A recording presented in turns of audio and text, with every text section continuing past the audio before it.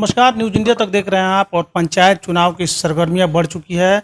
लगातार पंचायत चुनाव में अलग अलग क्षेत्रों में हमारी टीम जा रही है और वहां से जनता से बातचीत कर रही है। जो भी जनप्रतिनिधि हैं उनसे बातचीत करने का प्रयास कर रहे हैं। जो भावी मुखिया उम्मीदवार हैं उनसे भी बातचीत करने का प्रयास कर रहे हैं और लगातार आपको हर खबर से अपडेट रख रहे हैं।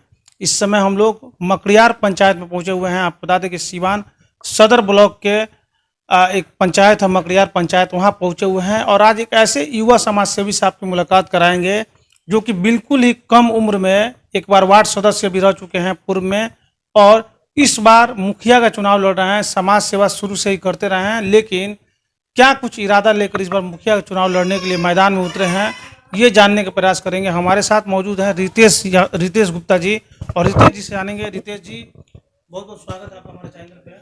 जी, सबसे पहले आपको और आपके चैनल के माध्यम से जितने भी हमारे देवतुल्य जनता जनार्दन है, जितना भी आपका चैनल लोग देखते हैं, उस सबको धन्यवाद देना चाहता हूं। रितेश जी, बेहद कम उम्र में समाज सेवा से जुड़े रहे हैं आप और अब मुखिया चुनाव लड़ने का आप ठाना है, ऐसा क्यों? जी देखिए, हम वार्ड सदस्य रह चुके हैं। जब हम वार्ड सदस्य थे तो जनता का समस्या लेकर के हम ब्लॉक पे जाते थे। जनता हमारे पास आती थी कि रितेश बाबू ये काम है, हमारा ये काम है, और जनता का हर समस्या का समाधान हमने किया। तो क्षेत्र के जनता ने ही हमको सलाह दी है कि आपको मुखिया का चुनाव लड़ना चाहिए। तो हमने कहा कि अभी हम चुनाव तो नहीं लड़ सकते हैं, लेकिन हमारे मकड़ियार पंचायत के जनता जनार्दन युवा साथी ने हमको हौसला दिए कि नहीं, आप मुखिया का चुनाव लड़िए, हम लोग आपके साथ हैं, इसलिए हम मुखिया का चुनाव लड़ रहे हैं। क्या लग रहा है, जितने दिनों से आप इस पंचायत को देख रहे हैं, किस तरह के विकास पंचायत में होने चाहिए थे जो नहीं हो पाए, या फिर किस तरह का विकास हुआ? जी देखिए, जितना विकास होना चाहिए पंचायत में, जितना सरकार का योजना आता है, उतना विकास हो नहीं पाता है।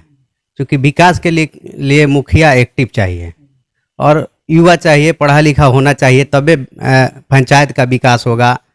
पंचायत का विकास होगा तब जाके क्षेत्र का विकास होगा।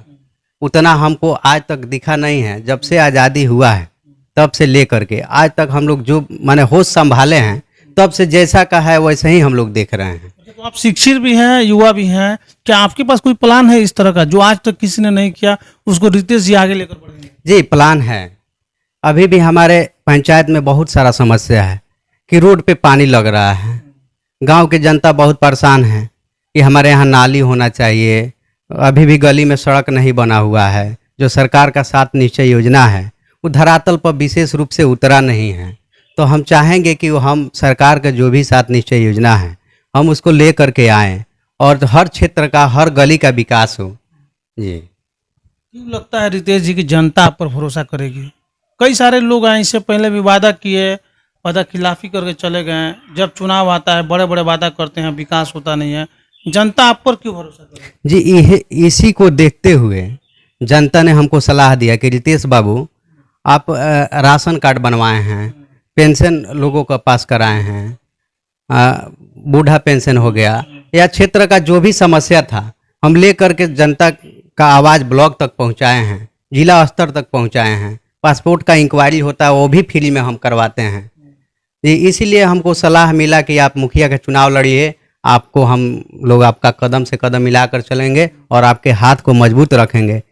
इसी आधार पे हम चुनाव लड़ेंगे। आपको लगता है कि अगर आपको मजबूती मिलती है, वार्ड से मुखिया बन जाते हैं, तो आप क्षेत्र की विकास कर पाएंगे? जी बिल्कुल, हम चाहेंगे कि हमारे क्षेत्र का संपूर्ण विकास हो, हर तबका का, हर वर्ग का विकास हो। हमको जाति प्रथा और भेदभाव से कोई मतलब नहीं है।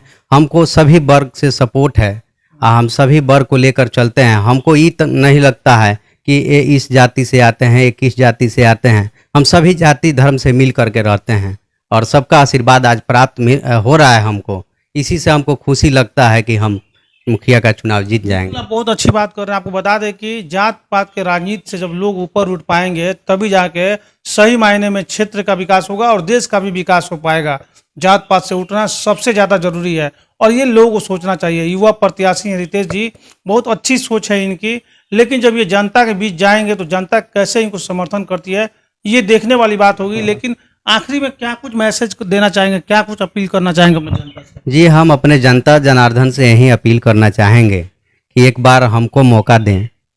आज तक जो अपने पंचायत में जिसके लिए आप लोग इतना मुखिया को जिताए, वोट दिए और धोखा पे धोखा मिलता गया, ऐसा हम अगर आते हैं तो आप लोग को जिस लक्ष्य से आप लोग जिताते थे वो हम आपका काम करके आपको कहीं जाने की ज़रूरत नहीं है। एक स्टूडेंट को अगर निवास बनवाने की उसको है कि हमारे पढ़ाई में निवास लगेगा, जाति प्रमाण पत्र लगेगा फॉर्म भरने के लिए, वो भी हमारे यहाँ से होगा।